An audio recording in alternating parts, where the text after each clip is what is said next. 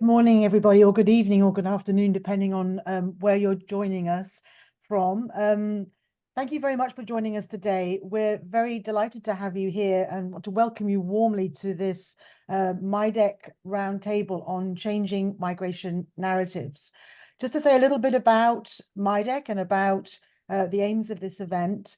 MIDEQ, as some of you may know, is the Migration for Development and Equality Hub, and it works to advance the understanding and conceptualization of South-South migration, and particularly its relationship to inequality, both within the academic sphere and beyond, with the aim really of improving the lives of migrants and their families and ensuring that migration can be harnessed for development. And the kind of motivation for this roundtable, and of course a lot of the work of MIDEQ, is that these objectives are really often undermined by negative global and national political and media narratives around migration, and particularly xenophobic and racist and racialized portrayal of people on the move, which are all too familiar to many of us. Now, these narratives matter not just because they individually affect the lives of migrants and harm individuals, but because they often narrow down the political space for the kinds of policy changes we're working towards. So MIDEQ's work really aims to harness the knowledge of those living and working in the global South to humanize migration narratives, to engage emotional as well as factual understandings of migration, particularly in the context of the global South. So we have a fantastic group of speakers to help us to understand some of these issues. We really want to do two things in this event. One is to showcase some of MIDEQ's work, and we've got three of the examples from MIDEQ to help us do that. But we also want to kind of get beyond this idea of narrative change to think more carefully about what kind of narratives we're trying to change and for what purpose. Really thinking through in a more complicated way, in a more nuanced way, how narratives are formed and how the context within which those narratives are formed really shapes the kind of structure and articulation of those narratives in different places. So who is the audience for our work in narrative change, and what can we do to ensure that the work that we do to change those narratives does so in a way that speaks to the audiences that we're engaging with? What methods, what modes of narrative construction can help us to do that? And as I say, we've got some fantastic speakers to help us think that through. Now, in terms of the structure, and I should just say the event, as you'll probably notice, is being recorded, so just so that you're aware of that. So we've got three speakers. We're going to divide the session into two parts, if you like. In the first part, we're going to hear from three of our MIDEQ partners about the work that they've been doing in this space, using different kinds of tools and techniques to engage with different audiences, but all of them really drawing upon the findings of MIDEQ's work in order to do that. And then we'll have a short discussion with the three panelists about some of the complexities of audience in the places in which they're working. We're then going to move to a sort of second session, which is, again, thinking through more critically how narratives are formed and the kind of messages that's most effective potentially in different contexts. And then we'll open up for an opportunity for you, the audience, to make any comments, to ask any questions. And you can do that either by writing your questions in the chat function, and then we can invite you onto the screen, or by waving your hand in a very informal way so that we can make sure that we see you. So let's begin by handing over to each of our three presenters at the beginning. And I know each of them is going to also share some slides so you can visually see the work that they've been doing. Our first speaker is Benjamin Werkudix. Hello, Ben. It's great to see you. Always a pleasure working with Positive Negatives. Just a little bit about Ben's background. Many of you will know him from PosNegs, but after working for the UN during the Civil War in Sri Lanka, Ben founded Positive Negatives to really produce literary comics that explore the complex social and human rights issues that we're all dealing with, including conflict, migration, and asylum. And PosNegs combines ethnographic research with illustration, adapting personal testimonies into art, into education, and to advocacy materials. Positive Negatives has been a really important partner for MIDEQ during these last 5 years. And I'm really looking forward, Ben, to hearing a little bit about some of that work and giving us a flavor of what you've been doing. Thank you very much. The screen is yours. Thank you, Heaven. I will, hold on, just share screen. I can start this. I'm just going to ask everyone to excuse me as well. I have a bit of a cough today, so apologies if I splutter through this a little bit. Can everyone see that? Is that on the screen? Yeah, good. Hi, thank you very much for inviting me today to talk about this. I mean, firstly, it kind of saddens me that this is coming to an end of this chapter of MIDEQ, because I think MIDEQ has been so important for positive negatives to help us shape and grow our methodologies of how we construct narratives and work in such a international space with the colleagues. And I know lots of the colleagues are here today that have helped and supported us build these narratives over the last 5 years. And it's been such a collaborative experience. So thank you all so much for kind of being on board and helping us. These are the 4 animations that we've done for MIDEQ, and the 5th one, Our Story of Migration and Inequality, in the bottom right there. We're launching next week on the 31st. And so we've done COVID Chronicles, which was a comic and an animation about a Nepalese family where the husband migrates to Malaysia. And the story was very much around his wife and child back at home in Nepal and how they struggled through the COVID experience with the father away working in Nepal, in Malaysia. The Boy with More was another one set in Nepal of the experience of children of migrant workers and their kind of experience of anxiety and the kind of positive and negative effects of being a child of a migrant worker. The Story of Migration in the bottom left there was our first one, which looked at the kind of macro lens of migration and what MIDEQ was planning to do over the next 5 years. We did that one in 2020, I think. And then Unstoppable Beat is one that an animation that we produced last year on Haitian migrants in Brazil and the issues around family reunification and getting visas, these issues. I'll go into some of these more in depth in a second. And Our Story of Migration and Inequality is the sequel of Story of Migration, which is looking at 4 kind of micro-human stories in Haiti, Burkina Faso, Ethiopia, and Malaysia. And some of the research and stories that we found over the last 5 years doing the research in MIDEQ. So why is storytelling important in academia? Storytelling and the work that we do, we find helps research reach wider audiences. So, a 5-minute animation goes into a very different space, as I'll show in a minute, to policy papers and peer-reviewed articles and conferences, and who has access to these animations, who understands them, who engages with them, is a very different audience. So it can help kind of break out of some of these echo chambers. It makes research accessible, thereby, and it can create, if you do it well, empathy with the subjects and some of the characters from different times in history and from different cultures. And it kind of gives people, I think everyone probably here on this Zoom call today probably works in an international arena and works maybe in research, and we take a lot for granted, but a huge population of the planet doesn't work in that arena and finds it very difficult to understand how the experiences of the other in different parts of the world and different cultures and different ways of thinking. So stories can entertain, they can inspire, they can provoke thought and entice people to action. And again, I'll show some of these experiences. So why animations?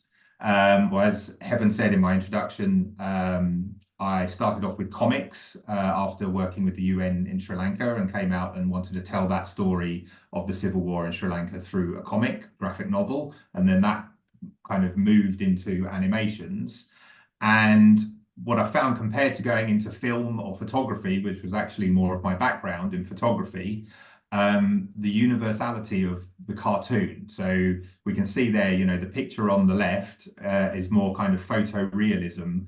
And when people look at that, whether it's a documentary, a film, a photograph in an exhibition, there's a sense of, well, okay, that's an interesting story and a sad story, or an inspiring story, but it is someone else. That photograph is not me. When you break it down into a drawing, and the most simplistic of drawings, like the one on the right there, you can put yourself into that frame. And we find that with comics, with animations, almost the more simplistic that we draw them, the wider the audience can engage with them, and it can build that empathy through the story. So this is a little sneak peek of next week's launch of our story of migration inequalities. And you can see the simplicity of the way you've drawn characters, that, even the skin color and the shape of the face and stuff, it's clearly not that human. But by doing that, you can almost put yourself into the frame there. Whereas if you drew that far more kind of photorealism, it would be someone else. And so we find that by doing that, it kind of generates that sense of empathy, that sense of putting yourself into other people's shoes through that imagery. And this is a scene from Unstoppable Beat, where by, again, working with skilled animators and artists, we can build all of these details of emotions and longing just through eyes. The fear in the guy's eyes at the top, and the sadness at the bottom of he's clearly away from his family. It doesn't take much more than that shot of his eyeball there with his wife and 2 children mirrored in the eye, and a bit of tear on the bottom there that speaks volumes. And that's the kind of stuff that in animation you can get into these spaces, into these intimate spaces, like this one here, where, again, in Unstoppable Beat, the father is sitting on his bed in Brazil, the Haitian father, remembering his 2 children dancing and playing. Now, they're there in front of him, but as the internet cracks, they disappear, and you realize that this is just in his imagination, his memory, and how he longs for them. And again, an animation, a comic, can take you into these spaces. It can also show complex emotions. So the boy with more here, you see Krishna, our protagonist in the film, at the bottom there, cycling with all of these emotions in bubbles weighing him down, whether it's peer pressure, whether it's pressure with the school, whether it's the fear of his father being hurt as a migrant worker abroad. All of these kind of issues are weighing him down, and comics and animations are a fantastic kind of tool to be able to get inside someone's head. Now, this isn't from MIDEQ, but it was I think an incredibly powerful illustration, just to show that the knotted tangle weave that we all carry around. It's not just people who are migrating. We all have our emotions, our anxieties, our feelings that sit in bubbles above our head as we walk around and interact with people. And a very simple illustration like this can really take you into that space and try and understand what people are seeing, feeling. So the nuance and complexity within our work. This was a really nice example that I like. So again, from Unstoppable Beat, in the top there, you see one of the first drawings that we did. So when we go through building these animations, we go through lots of kind of rough drawings and storyboards. And this was one of the joys of working with such a wonderful group of MIDEQ, is that when we went through these rough drawings and we wanted to put some symbols and some more patterns really on the skin of the drum that was being beaten. And when we sent it to Tony and Hearns, our partners in Port-au-Prince in Haiti, they came back saying, well, what is that? What's that symbol, or what's that pattern? And through conversation, we went down to the bottom picture there, which is the symbol of Papa Legba, who is the symbol of evoking the voodoo spirit within Haiti. And so that's the symbol that ended up being on the drum skin. And to the majority of audience, 95% of the audience that see that film, it won't mean anything. It's just a pattern. But to a Haitian audience, and Haiti is not a country that is widely celebrated in the international media, that will mean a huge amount to a Haitian audience to be able to see something so symbolic, so deep, so entrenched in Haitian culture, And then towards the end of the film, as it's ramping up and the drums are moving and the crowds are coming into the end of the film, we actually see the symbol of Papa Legba, who is always depicted as this old man with the tattoo on his arm, and his kind of spiritual sidekick is a dog, and he's seen with a cane. So again, to the majority of audience, this is an old man sitting on a chair. To a Haitian audience, that's Papa Legba, and that's a huge cultural deal for them to see that in a piece of film. And then we can get into some kind of fun stuff. So this is again for next week's launch of our story of migration, and a little bit there of how the boy from Burkina Faso was moving to Cote d'Ivoire, and he had heard tales of this promised land of a country paved with gold and seeped in chocolate, and suddenly the skyscrapers turn into these chocolate bars. And that's a fun bit of play with art, but it's also again very symbolic and quite beautiful and playful, and builds engagement with audiences. And yeah, so that's again something that's quite difficult to do, or can be quite contrived if you try and do that in film and photography. With illustrations, with animations, it's quite an easy task to do. It can also get you again into these very intimate spaces, like a funeral in Ethiopia, which is, of course, something that you wouldn't dream of photographing. It's not something that you would dream of really showing. But once you've got permissions and you've gone through this process, you can respectfully draw it so that people can actually have an understanding of how this might look and what's different ceremonies and these very, very, intimate, sensitive spaces look like and are engaged with. Or, for security, for political reasons, it's not very easy to get into factories of PPE gloves in Malaysia. And the COVID Chronicles project there, where the father was working in this PPE glove factory.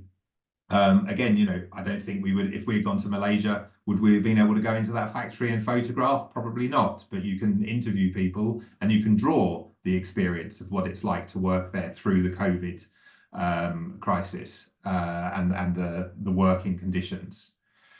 So the last bit, really, just to look at audience. We obviously have social media, and we have to have it. It's a beast to its own, and I kind of have a love-hate relationship with it. It goes out to huge amounts of people, and we get lots of likes and follows and shares, and that's great. I don't know why I always sound so downbeat about social media. It's great. And but I often am concerned that we can put animations out there and it can get the thousands of likes and the shares, and that is good. But it concerns me that does that actually measure impact? And that's something that I'm always kind of struggling with. What is the audience and what is the impact? We take our films to conference and events, and it's the UN that a few of us were at in September, and the launch in Rio in October, September time last year. And so these animations, I did have quite a few people at the Geneva event come and whisper to me at the end, that was a really good bit of the day. Because it's exciting, it's got music, it's we can sit back and watch something rather than being spoken to, and engage with the work on a different level, and allow a 5-minute animation to actually percolate ideas in a different way, to being kind of given a different kind of presentation, I guess. Again, this one's outside of MIDEQ, but we have influence policy, and this was a piece that I did with The Guardian in 2015 on the Modern Day Slavery Act, and we actually created a graphic novel, a 40-piece comic on a woman's experience of being trafficked from Nigeria to the UK and being treated as a slave, a modern-day slave in London. And this was one of the final scenes of the film, of all of the experiences that she's gone through, of all of the people that have kind of abused her over the way, from the justice system to men to aunties to the traffickers. And this comic went as part of the legislative material to the UK Parliament to visualize all the legislation. It was an incredibly powerful moment for myself, that I realized that comics could go into these policy spaces and actually help influence, which gave me, huge resolve to continue with this work.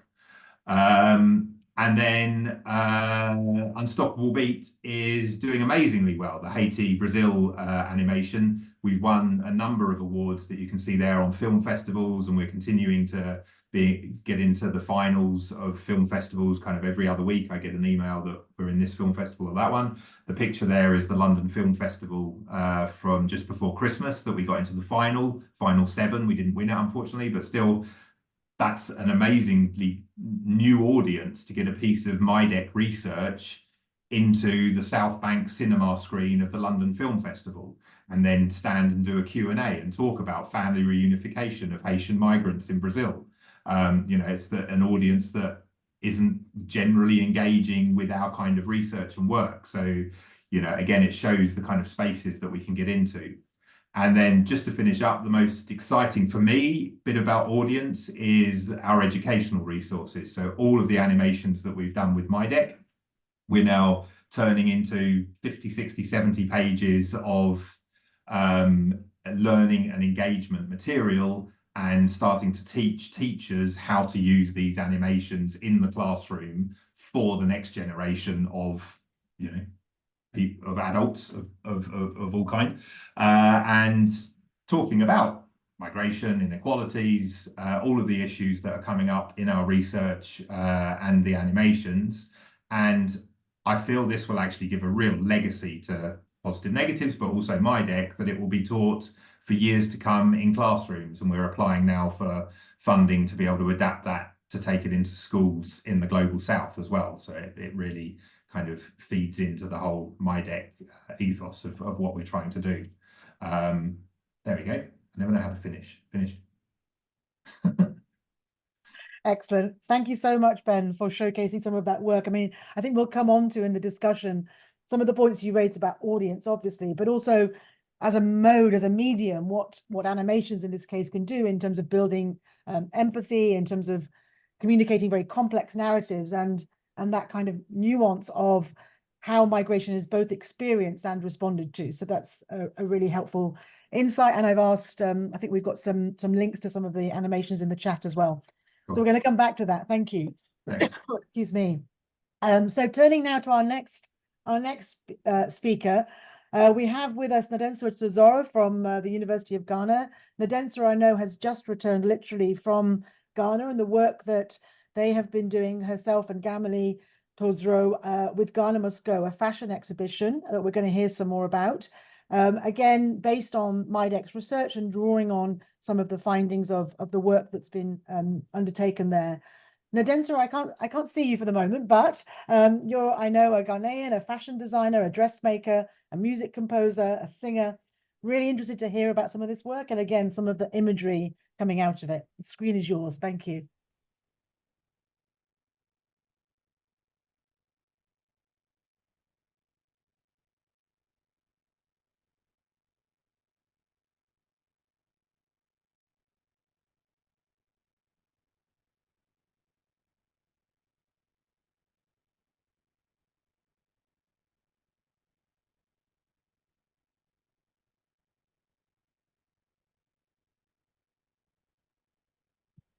Hi, I hope everybody can hear me now.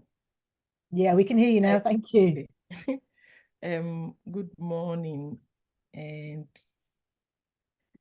yeah, like Kevin said, my name is Nadenswa, and I'm here to share some of the work we did in Ghana on a Ghana Must Go project. So Ghana Must Go 40 years on.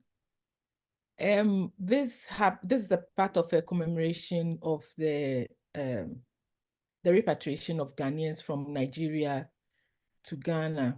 Having said that, in the 60s, our then government president also kind of brought up giving you a bit of a background on how Ghana Must Go happened. So in the 60s, our then leader, Buzia, brought up this alien repatriation law that means that anybody who is in Ghana and undocumented need to be deported to their various countries. Fast forward to 1983, most of Ghanaians went to Nigeria in search of a job, and most of them were undocumented as well. And they also faced the same thing by being sent back to Ghana. And in the process, this Ghana Must Go back came about because they were given a very short time to leave the country. So what they could lay their hands on was the bags on the market. Everybody was just grabbing this bag and just stuffing their stuff in so that they would not be imprisoned or not be harmed. So they were just moving with this bag. Every year for 40 years now, people have been celebrating or commemorating this particular event. And this year happens to be the 40th year of the commemoration. We were invited to come and be part of the commemoration. My role in there is to use fashion as to interpret or translate some of the issues that are pending or that are that we are dealing with today. So as a migrant from Scotland, I thought of just using my experience in putting up a fashion show and also adding the experience of the Ghana Must Go bag and how to tell a story basically. So Faisal, who was the lead on this particular one, and Gameli, we came up with this idea of putting up an exhibition at Antique Lemonade, who is also a partner. I was also working with a group of women in Nima, Chikaban, Nima, an NGO that Faisal oversees. The most important thing here is talking about the role of fashion, academia, and art and music, and the significance of the Ghana Must Go bag in the migration story. So we got a lot of bags, did a workshop with the women in Chikaban, and then we came up with these amazing designs that addresses some of the issues in our community. We spoke about transforming, how fashion can transform us in so many ways, how migrants are able to transform the communities that they are in or they set in. We spoke about how we are able to retain and restore values that are missing in our society in terms of receiving guests or foreigners. In our culture, in my language, we don't have a name for migrants. We call them visitors, hence Befalo. Befalo series started a few months back. I have 3 of these sets, and I felt that Befalo, the traveler, fits in very well with the story of migration between Ghana and Nigeria, as we are neighbors and also in the corridor facing all these issues.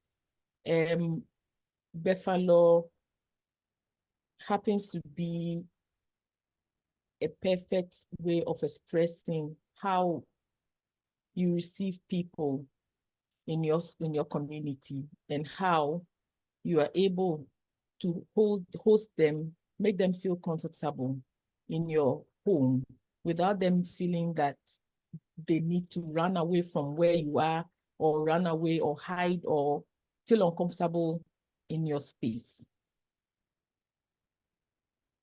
The value of this mostly is not seen in these slides, but the work mostly in the process of the work, the production of what we were doing, the communications, the memories, the stories, how people use these bags as objects of migration, how they store some of the things that they brought from Nigeria still in these bags. I found out that somebody, a family is still keeping these bags as old as started as it is, keeping it as a memory, as a reminder, so that they will not go back into this, into just to keep them a reminder that this thing can even happen again when we are less expecting. Fashion, we use fashion in so many ways. And in our context here, we were using it as a language, breaking barriers and promoting conversations among us. As you can see there, we were using the process of ripping the bags out to make the start of the making of the gowns. And this generated a lot of conversation. And most of the people there are not aware of the story, the beginning, how these things started, how the Ghana Must Go started and became a bag, or it became all about a bag. And most of the people only knew about the fact that Ghana Must Go is a bag, but the story behind the bag was then told at this kind of gathering and settings. We all use clothes as a silent communicator. In this process, we are able to wear these clothes, wear the Ghana Must Go bag. We are able to express ourselves freely without saying the things that we want to say in the open. We said so many things with the T-shirts that we are wearing, which also is a theme on the Ghana Must Go project. We were doing a lot of workshops and educating people in the community, including schools, sending them, teaching them on the history, telling them about how these stories have evolved to today and what we need to do so that this will not repeat itself again. As you can see in the slides, music was created, music was taught by Gameli. Faisal was there to lead on teaching or educating the school children from an orphanage who came along. And then even in the University of Ghana, we were there to talk about the impact of Ghana Must Go on the Ghanaian society. People lost their heritage, people lost their identity, family identity, nationality in this process of moving from one place to the other. People lost their culture because they couldn't practice freely. People lost a lot of things that meant a lot to them that they couldn't deal with if they were in their states, say in Nigeria. Some were born there and they knew nothing about Ghana and they had to come and learn everything all over again. Some Ghanaians who also, some Nigerians who were also sent to Ghana, back to Nigeria, also felt misplaced and so on and so forth. But then again, belonging and displacement, how do we deal with these issues? It's happening today. How do we deal with these issues and how do we make sure that these things are kept on the low? Because we realize that in dealing with the issue of migration, even as it is now between Ghana, Nigeria, Togo, and Benin, people crossing the borders in this area, still years on, are still having issues with this minor,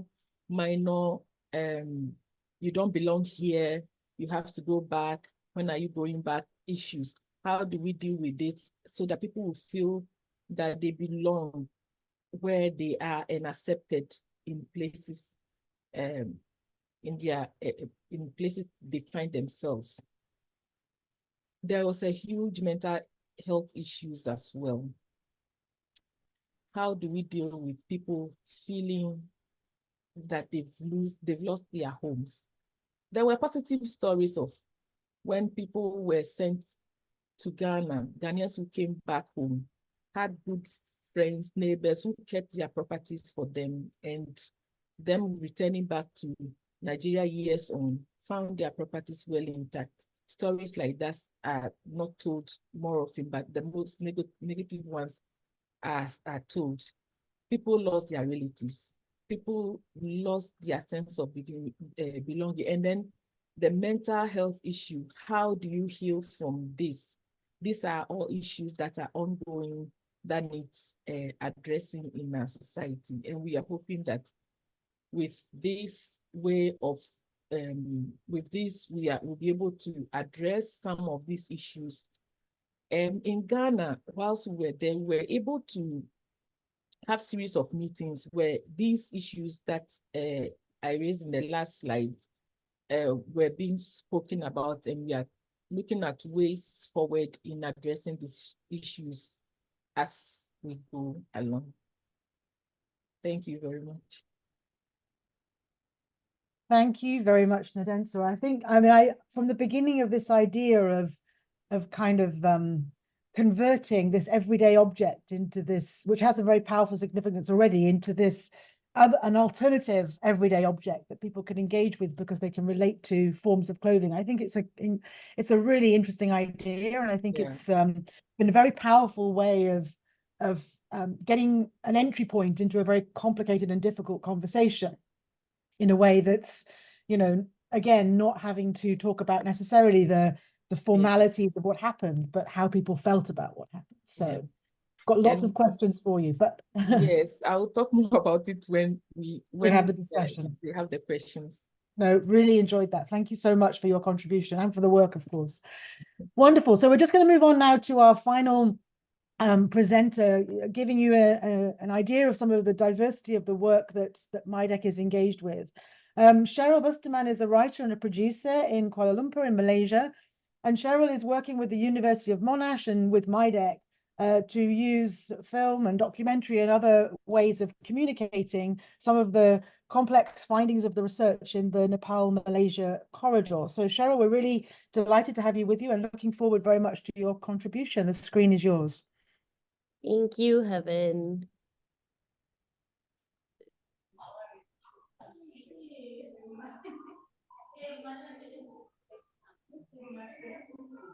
Hi, so today I'll be talking about the Mapping Journeys exhibition that was focused on changing narratives that featured all of the MIDEQ Malaysia creative outputs, which I'll get into in a little bit. So just to begin, I'll give a little bit of context of why we decided to put on an exhibition and why we chose the direction that we chose. So in the local Malaysian media, a lot of migrant workers, not just Nepali, tend to be represented in quantifiable terms only, which means that they're usually talked about in terms of statistics in news reports. This kind of dehumanizes them and makes it difficult for Malaysians to relate to a migrant experience and also to even see migrants as human, and they only see migrants as a source of labor. So the reporting on migrants in Malaysia tends to err towards the negative, which creates stigma and biases against the migrant workers. Like this article by Focus Malaysia in June of 2023, where it talks about how the main problems associated with uncontrolled foreign workers is a rise in criminal activity, and there's a lot of bias in the way that the reporting is made. With all this in mind, my co-organizer and I, Dr. Nadia Ahmad, who was the gender researcher lead in MIDEQ Malaysia, decided to put together an exhibition to achieve the following objectives. Firstly, we wanted all the translated key findings of the Nepal-Malaysia corridor to be accessible, to be engaged with and relatable for a wider audience. We chose specifically university staff and students because we felt that young people are still in the preliminary stages of forming biases or perceptions, so they would be more open to learning and more open to new perspectives. It was also an accessible platform for us in the university, and we hosted the exhibition on the university campus with the access to lecturers and also other partners. And we wanted to help, shape and contribute a better narrative for the future by showing young Malaysians a different kind of perspective, which was the perspectives of the migrant workers that we have been working with.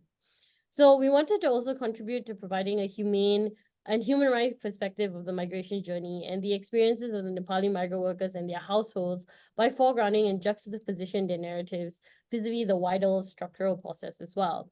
And we also wanted to provide an avenue for the Nepali migrant workers to share their narratives with non-Nepali migrant workers for the purpose of solidarity building. So in trying to achieve all of these three very large objectives, we split the exhibition into three different nodes. So the first one was looking at before migration. We looked at how the migrants lived in the villages of origin, their families, and also the decisions and motivations for them to migrate. The second node was becoming a migrant, which looked at the intermediaries and the process involved in migration from Nepal to Malaysia, as well as all of the costs that they incur even before they start earning here in Malaysia. And thirdly is being a migrant, which is upon arriving in Malaysia, what are their experiences as a migrant worker? Does it match with the perceptions that they had before coming here?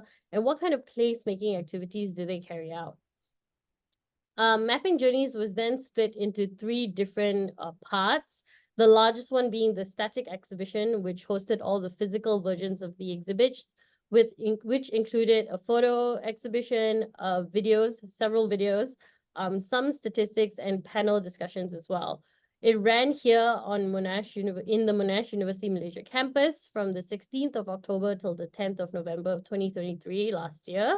And we hosted 3 panel sessions and visits from students and lecturers from other universities around the state of Selangor as well. The virtual exhibition, which contains all the digital versions of the exhibitions, is still available now, and it's available globally to make it accessible to a global audience. And finally, the immersive experience simulation is a simulation of a Nepali individual's journey of migration to Malaysia, which was conducted as a facilitated session during the static exhibition period with these students. To collate feedback and to monitor how people were reacting to the exhibition, we put up a feedback wall because Malaysians tend to be a little bit reserved in expressing their opinions verbally, and especially when they have to put their name to it. So we gave them an option of putting stickers, as you can see on the left, to express how this exhibition and the migrant experience made them feel. Not too surprisingly, a lot of them felt very sad that there were a lot of challenges and difficulties that migrant workers had to go through. Should they want to elaborate on how they were feeling or on their thoughts, they could write on a post-it note that was made available and stick it on the bottom corner. And then on the right-hand side, we let them leave messages to the migrant workers in Malaysia, because we did have a migrant engagement day where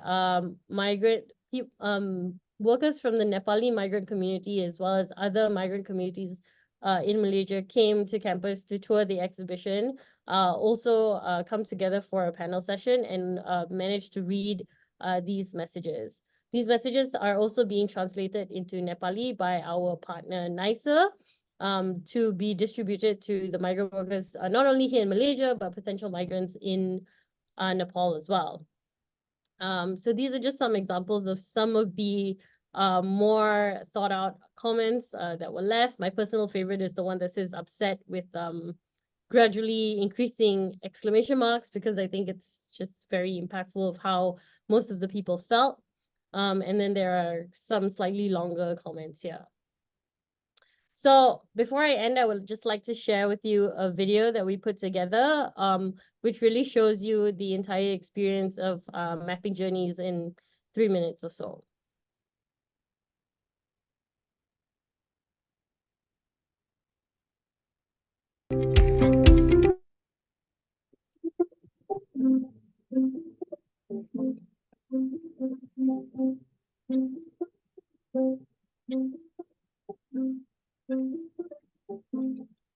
I think we're seeing the video, Cheryl. You can hear it in the background, but can't see it. Okay, let me try to share it again. Sorry. Okay.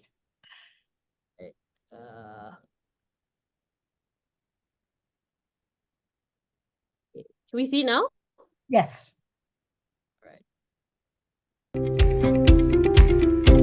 Oh, okay. Oh, Perhaps it's a bandwidth issue. Okay, so I can't play it on the full screen, so let me just do that again and not put it on full screen. Apologies.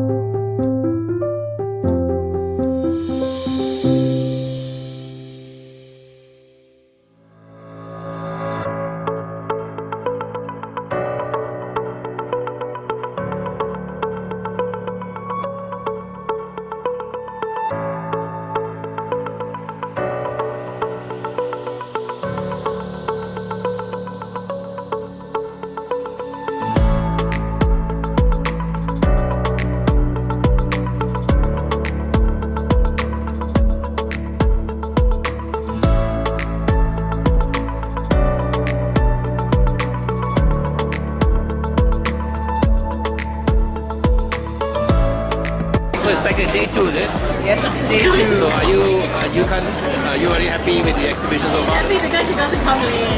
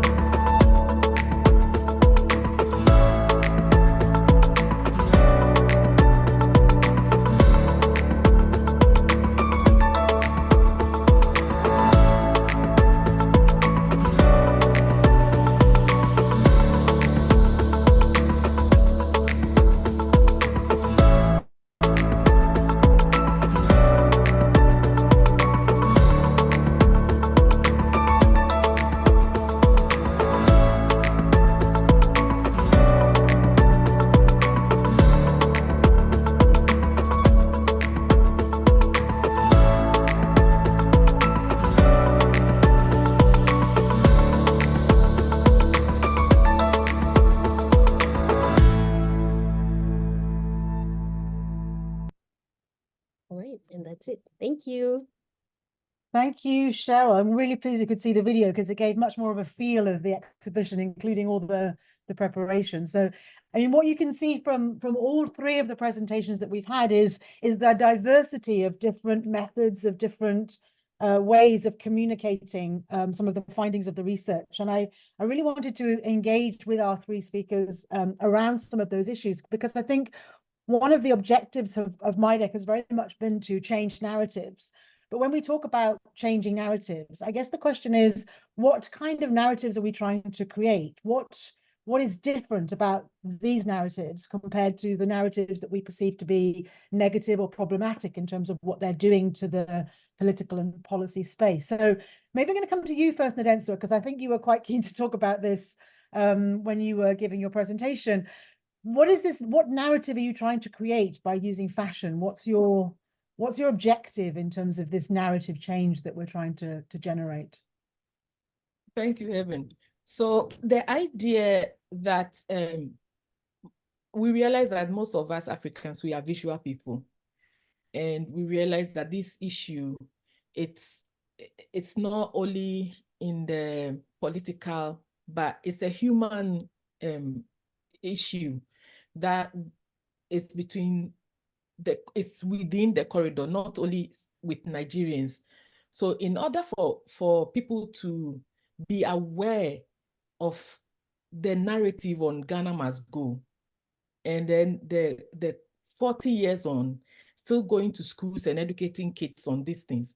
Why don't we make it in a way that the people who are looking at it will not only relate to it as a bag, but also as a broader issue that cuts across the corridor. And that is not only the bag that we see around people carrying and calling it Ghana must go. The question was, Ghana must go. What is it? Where did it come from? How did it start?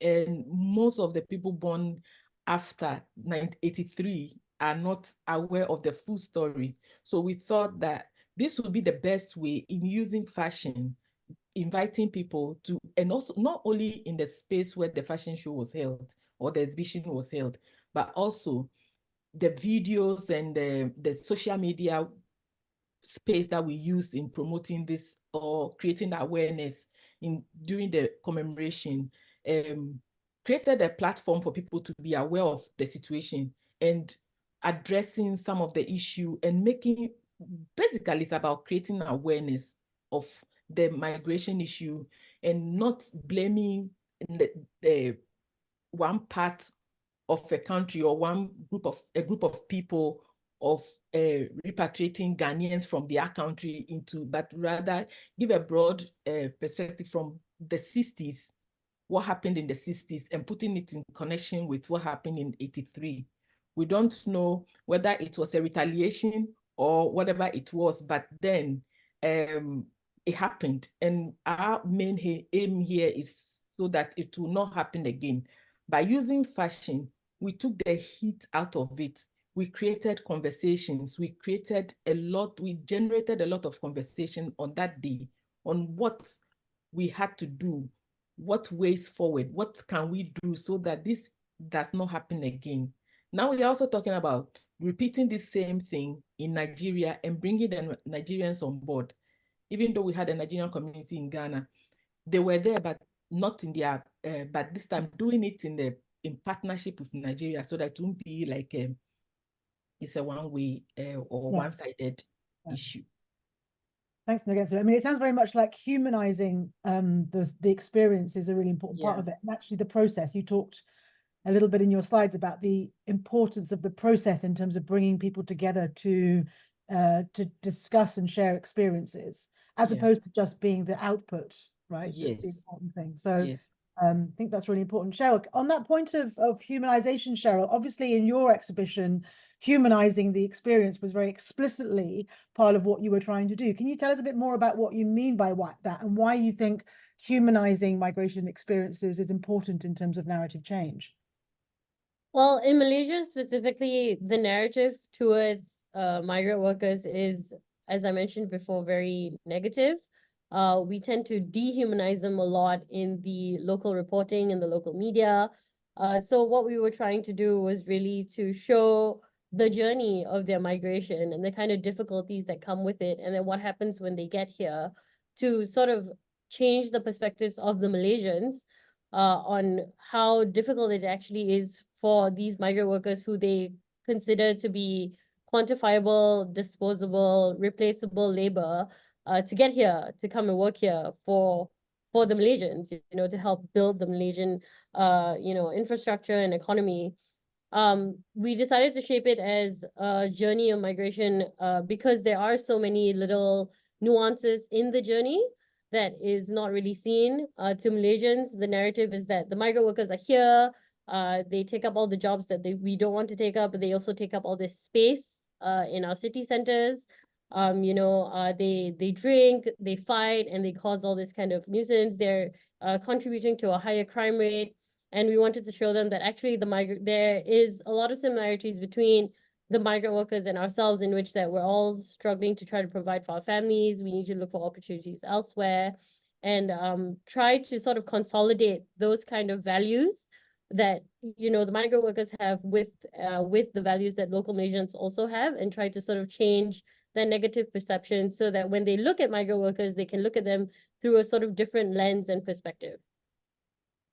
Thanks, Cheryl. That's very interesting, and it's a very, as you say, it's almost like kind of challenging or countering the factual narrative, the one that's based on numbers, the one that's very dehumanizing, with these alternative windows into the migration experience, which I think is probably a common theme across the MIDEQ Hub, actually. So that's very insightful. And Ben, you mentioned in your presentation, building empathy, trying to communicate complex emotions. Do you want to say a little bit more about emotion? Because we know from some of the more kind of academic research around narrative change that part of the reason why people respond in the way they do to migrants is because it triggers and is triggered by political narratives, triggers these emotions that people in a way don't know what to do with. They're often negative emotions about things that are going on in the world. They're actually nothing to do with migration, but that resonate in some way. So how does emotion work through this medium of animation that might be different? You gave some examples, but could you say? Yeah, it's a good question. I think that there's so much similarity between what all three of us are doing, really, and I guess so much of it is about humanizing in a dehumanized world, and with animations, the ability to show emotions, the ability to show an individual who represents a much wider issue. So all of the animations that we've done with MIDEQ, the protagonist sometimes is an amalgamation of lots of different stories. It's not set on one individual person, often for anonymization issues and security issues and whatever. So it's like this amalgamated approach of research findings and stories and all these kind of details and nuances that we find in the research, and then finding that emotion that, in Unstoppable Beat, it's a father and he's leaving his wife and children behind to go to Brazil with a completely unknown future of when he'll ever see them again. And that's such a human emotion. I mean, many of us are parents, and the idea of not knowing when you might see your children again is something that we can't fathom. And so to bring that to the kind of forefront of the story, I think you'd have to be a pretty hardened audience not to engage with that through the emotional approach. And once you've broken through that emotional approach, you've almost captured the audience to go, okay, I get it. It's not a statistic. It's not a swarm of people. This is an individual. This is a person. This is a human being with all of those lived experiences and lived emotions. And they're in this situation, either of their own making or not of their own making, but that doesn't really matter. That's their experience. And so once you've captured the audience through that emotional lens, then I think it's easier to kind of show them different aspects of the story. And I think what a lot of our work, you get to the end of a 5-minute animation and it's very much like, I tend to, it's a bit crude, but I tend to look at it as almost like a shop window. It entices you, like this is what it's about. It's the emotional bit. Come inside the shop and root through all of this MIDEQ research and try and, find the stuff that you're interested in, because it's all here. Because the work that we're doing and you're all producing in MIDEQ is quite hard to penetrate out onto the street into those audiences that are walking past millions of things that we're engaging with on a daily basis. So I think emotions is a very powerful hook to grab people and get their attention. And I push you on this audience point. I'm going to come back to Nadensa and Cheryl as well and ask on this. Who is your audience? Like when you're producing this work, are you just going to get it out into the world, and then the audience is either self-selecting or it's people that happen to come across things, or are you aiming deliberately at an audience? And if so, who is that audience? Yeah, so I mean, we work with the MIDEQ comms team and try and target some specific audience of and with your help and with others of policymakers or other academics or other research teams. It then goes out onto social media and we have our own following. So a lot of positive negatives goes into the art world and that audience. These products or these animation films that we're producing have longevity, so that we can keep kind of using them when needed, either in seminars or conferences or other spaces where they'll have their use by date is very long. But for me, like I said, the most exciting audience, I think, and I always have felt with POSNEG work, is getting it into classrooms around the world. I really feel that, you know, that is, if you get into the teenagers, and really, again, with emotion, with human individual stories, you can really help shape ideas and minds. And then a lot of the educational work that we're doing is there are tools there for parents to be able to talk to their children around the dinner table about this stuff. So you imagine, like, you know, a peer-reviewed article, an academic research article is a very, very difficult thing for a family to engage with, especially if they're not academics, which most people aren't. You know, I know that's hard to believe, but and so an animation to sit round and watch something like this, a 5-minute animation, and then have tools to kind of talking points of, you know, and suddenly you've got children coming back to the classroom the next day with parents who are reading left-leaning media, right-leaning media, and this all generates discussions in the classroom and kind of how media is and how families perceive this kind of work. And so I think, again, kind of hanging on that emotion and getting into those audiences, there's lots of ways we can do this with animations. Absolutely. And I think the educational materials in particular, I'm very much looking forward to see what happens with those. Nadensua, can I ask you about audience?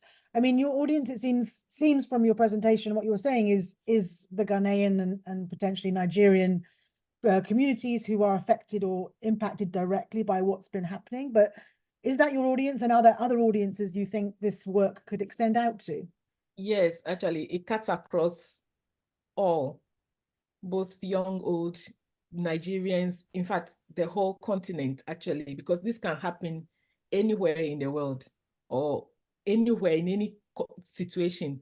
But our audience, like I said earlier on, our main audience is the youth, educating the youth, and also passing on the knowledge or the history of what happened in the past, and making sure that as we are going forward, it doesn't repeat itself.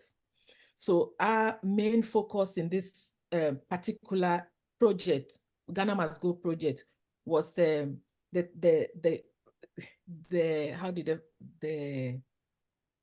theme word was 40 years on, what next? So going to schools, talking to school children, talking to university graduates, talking to students, talking to policymakers. Actually, in our fashion show, in fact, the opening ceremony and then in the fashion show, there were policymakers there, and they were watching. We didn't know. It was later. We have university lecturers. We have people from all walks of life there. We have diplomats. We had diplomats there as well, and they are not from Nigeria. They are from the extended community, somewhere from Europe and so on and so forth. And somebody there I heard was from the UN, who came there as a personal thing, not from as his office. But then if he's a policymaker, he's also seeing this, hearing this, and using the fashion show and the exhibition as a medium at this point was helpful, because when they stand around the gown or they stand around the models and talking, the conversation is different from picking up a write-up that has been, a report that has been written in the, presented as a, okay, so a write-up that has been presented as a report to policymakers. It gives a different vibes altogether. You see the visuals, and you see how people are relating to each other when it comes to this fashion or these exhibits. People, not only the fashion show, but there were other exhibits there, and people are seeing how the trauma, how people were put on. If one of the slides, I think 2 of the slides I showed in there, showed how people were cramped up in buses. People walked for days, months to get to Ghana. The trauma that people had to go through. So if you have if you have to make any policy based on these things, these visuals, you have to feel to make policies that will not make these things happen again. Yeah, so our audience basically cuts across. It cuts across. It fits well also in the MIDEQ narrative as well, making sure that these things do not repeat itself. Yeah, it seems from what you're saying, and in fact, what all you are saying is that narrative change is not just about changing a person or an individual's attitude to one particular or specific situation, albeit that it might relate to that in broader terms, but it's about shifting the way that people think about and understand migration as a process in some way. Yes. And I think, Cheryl, just coming to you on that question about audience, with your exhibition, and particularly the immersive exhibition, I'm assuming that your audience in a way is a kind of broad Malaysian population who might be affected by these very negative media narratives in particular. But did you have any sort of target audiences within that group, and if so, why? Oh, we can't hear you. I think you're on mute. For the exhibition itself, we targeted university students, predominantly undergraduates, because they were the most accessible. They were on campus, and we also felt like whatever biases or perceptions they had was still in a sort of early stage of forming. So there was still a chance for us to sort of change their perspective, and also they would be more accepting to new perspectives as well. So it wasn't just students from the Monash University campus. We invited, I think, 7 other university partners to come. So 7 universities sent almost 30 students per university to come, and they took part in the immersive experience session, which is a simulation where you have to pick a character. So there are 2 female migrant characters and 2 male migrant characters, and all with different storylines. And then you have to make choices which will affect your debt count at the end.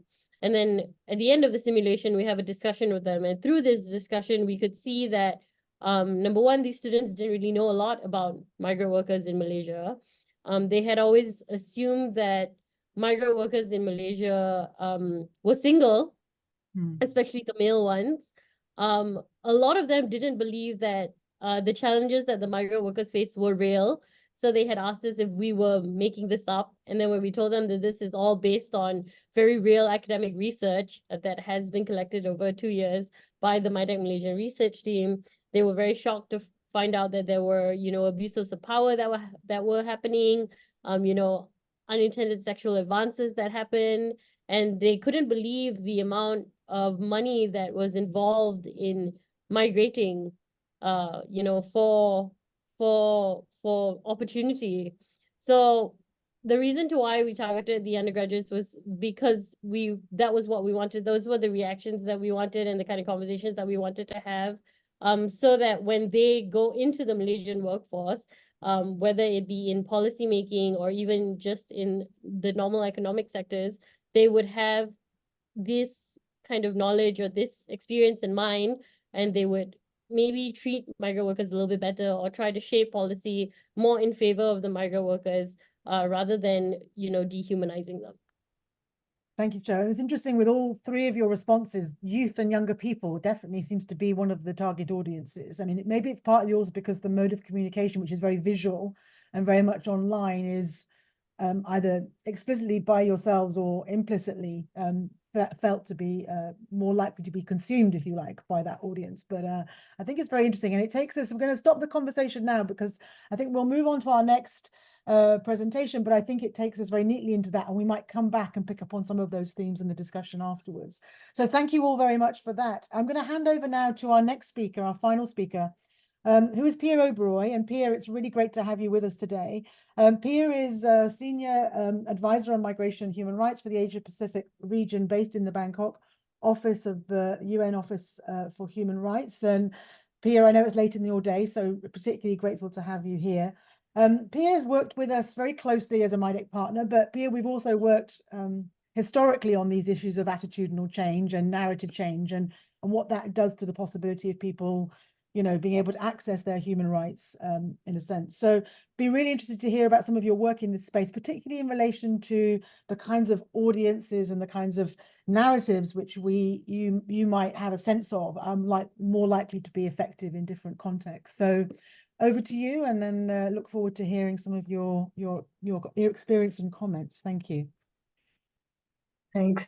Thanks, Heaven, and thanks again for convening this really interesting discussion. And I was really, as I was listening to the examples that the colleagues were bringing about the various really interesting and innovative, creative content. I was a bit sad that what you're going to hear from me is a little bit more dry, not because there weren't amazing creatives attached to this, but I wanted to tell a different story. But I know, for instance, that Elroy is on the call as well, so he can speak to some of the work we did in Malaysia as well as others. So just to kind of say that it's not as dry as it looks out to be. But what I wanted to share with you, I guess, was some of specific work that the UN Human Rights Office, my agency, has been carrying out in relation to narrative change on migration. And really to tell a bit the story. But if we go to the first slide, please. Just wanted to say that the umbrella campaign that many of you will probably and hopefully have come across in some of your, as you pass by these narrative change conversations, is our hashtag Stand Up for Migrants umbrella. And we've done, again, I was really kind of struck by the important work that others are doing, and the way in which, we have also been working with partners around kind of various spaces, various cultural, creative kind of community spaces. So we've done, things like podcasts as well as animation. And Ben, I think that, we would completely agree that, what you can bring in. One of the reasons we started doing animation, and it's not mentioned here specifically, was some work that we did some years ago, was because we found in UN spaces we couldn't bring the voices of undocumented migrants into that space because, of course, you couldn't actually physically come into the space as an undocumented person. So we've done dance and public art installation and community gardening projects and things. So this really is, a huge kind of body of work that we've put together. And I'd really encourage you all to have a look eventually at this. If we go to the next slide, what I just wanted to share very quickly in this context is some more specific work that we've been doing out here in the Asia Pacific region. And it's based very much on these two tools that we've put together on building rights-based narratives. And I think it's very much, we've tried to bring some of that thinking also into our partnership on the MIDEQ context, to really to speak about how narrative change can happen. So, we chose two countries for reasons that, Malaysia has already been talked about here. We were looking at Australia in 2020, 2021, where we had kind of unwelcoming narratives. And what we were really trying to do was to say, can we find this target audience? Can we understand their values and how the attitudes might change towards human rights-based messaging? So we did, we wanted to get to the human rights-based messaging in the same way that the others have described their work. But I think one of the things that we and these very much in a pilot context, we wanted to do that more granular work with the audience to understand what an audience, what does our target audience look like, and how can we move forward with messaging. So on the next slide, you'll see the methodology, and this is really kind of these 8 steps. And I should say that we're actually writing up this this experience of ours as a publication that we hope to have ready in the next month or so. And it really is targeted as well to our region, to the Asia Pacific region. And Sharon and others that are working in the region also know that I think that we don't, that there's other regions, maybe in Europe, where there's much more progress has been made on kind of understanding narrative change through these methodological lenses and trying to work with them. So what we're really trying to do is to say, okay, look, this is what we did here in this region. Maybe we can inspire and support others to do the same. So, and the other thing that I wanted to say before I just very, very briefly tell you about what we did, was that, I think the point that you made, Heaven, at the beginning is that, narrative change is neither linear, nor does it happen, in most cases, immediately. So this is something that, you kind of, in a sense, we had a certain idea, we had a certain finite bunch of resources, and so we did what we could with that. Understanding, of course, that, what we were not going to do is immediately change in narrative in any particular context. The other thing that we wanted to do was we wanted a broad understanding of the audience and broad messaging. So we actually stayed quite carefully away from any specific call to action in terms of policy change, because what we wanted to see was how can social sentiment in a broad sense be changed in these two countries. And I think there's pros and cons to that. And the con was revealed as, when we got to the evaluation stage, which was to say that, without something specific that could be changed, the forward momentum could look different. So I think that there's many questions that you could ask along the way. Anyway, to start, so the first step after we undertook, your common or garden research, desk research, and literature review, etc., was really to understand social sentiment, and this is where we worked. We were doing this research deep in the middle of COVID, so our survey work was online. Of necessity, but of course there's many different ways, and we're actually conducting some similar research in India at the moment, where the survey work took place in a face-to-face context. So we were looking at the values that could engender empathy in the audience towards migrants and migration, and it was really a pleasant surprise, I have to say, to see that there was broad areas of commonality around communities being stronger, but also generally around the positive impact of migration. So in the next step, if we go to the next slide, what we were trying to do is go deeper into the various messages and the information that we received. I just wanted to pause here to say, which I think is really, really important, and it's something that Heaven and I have talked about a lot, this idea that audiences are only going to be sympathetic to one category of person or the other category of person. And, we say this as researchers and as lawyers and as people that have, represent institutions with particular mandates.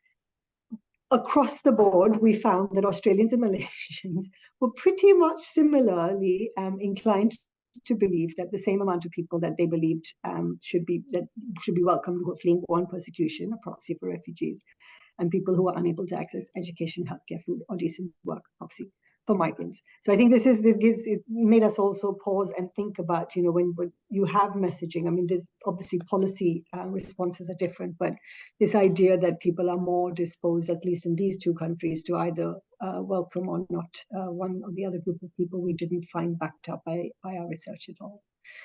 So we went in the next step to really trying to segment then. So with the research, the quantitative survey that we'd used, we went about kind of segmenting through a process of data analytics the audience into an undecided middle. And then further kind of looking into, what the characteristics of these people were, and obviously differing from different in the two different countries. In the next step, we were trying to then use the understanding that we had got through both the research, the key informant interviews, as well as some other focus group discussions to identify common values, to design the messaging that we would actually put out. And again, the values for us was really important, because I think it speaks to this idea of a common humanity and humanizing, so that we're not just looking for kind of a commodity or commodification of people, or an instrumentalized view of people, but really to say, what values are important to you? So in Australia, freedom, hard work in both countries, respect for others in Malaysia, and saying, and how can we put those values into messaging that would then be kind of amenable, accepted by the target audience. And we were very pleased to see that food was an issue that brought them together. The next step was really to test this message. And again, from a methodology perspective, to kind of test our own assumptions as well about, what kinds of global messaging might appeal to the target audience, but also more specifically, what are some of the issues? And like I said, I mean, what we've done throughout this, and also honestly, because our resources were finite and we didn't have, kind of enough resources in a sense to stretch across both two very complex and different markets. So we were using, different ways and different. So in Australia, we were able to have another online survey where we were really testing these messages, and one played out well against the other. Whereas in Malaysia, we carried out the message testing really through focus groups and qualitative feedback around what the message meant to the people. And with the people that were in the focus group, as in the online survey, were drawn from the persuadable audience profile. And then the next step started to become more interesting, I guess, for those of us that aren't, kind of hardcore data analytics people, but really kind of trying to think about the messengers. And one of the, if you have a chance to read our publication on 7 key elements, one of the things that we learned, and this is really distilled from a long kind of a lot of research done, with Heaven and other experts in this area, to learn that the messenger is often as important, if not more important, than the message itself. Who is giving you that message? Where are they giving it to the audience? And that will determine whether they're more or less amenable to receive it. So we kind of really dug into what trusted messengers look like, what trusted media look like, and whether the United Nations was in fact a trusted messenger. And that was interesting because, for instance, in Malaysia, it was very clear to us through the previous steps of this process that the United Nations was not necessarily the best bringer of this kind of message. And we worked with this amazing team, Elroy and Sinning and others, to design a campaign that was more likely to land with the target audience. So these two, and again, I'm really sorry that I don't have time and space to tell you about these amazing creatives, because they did great work both in Australia with Migrate Story and in Malaysia with Dari Dapur, and based around, very much built on the research findings. So for instance, in Malaysia, where the other thing that we had been told was that migrants themselves are not necessarily the credible messengers to our audience. But we wanted to develop the campaign in terms of human rights-based principles of the participation and the voice of affected communities. So what we did was Elroy and team found and determined who the best messengers would be. Amazing people like Kevin J, who's an amazing comic in Malaysia, and brought them into the discussion with the migrant workers, with the asylum seekers, with the refugees themselves, so that we weren't leaving them alone to tell their message to an unbelieving audience, but we had these credible messengers by their side. So as I said, in selecting campaign direction, what we really wanted to do was meet people where they already are. We wanted to ensure that the conversations resonate with the target audience, and of course that we had these local contextualization in each campaign. And the last step, which is ongoing to a certain extent, and again speaks really to the fact that this narrative change, all our narrative change efforts, I think, will always be ongoing, unless you have a very kind of specific, let's say, call to action that you want. But broad behavioral change, of course, takes time. And so when we're measuring impact, we've measured in different ways, again, in Malaysia and in Australia, we've measured points in time. So we had an evaluation survey, a week or so after the campaign rollout ended in Australia.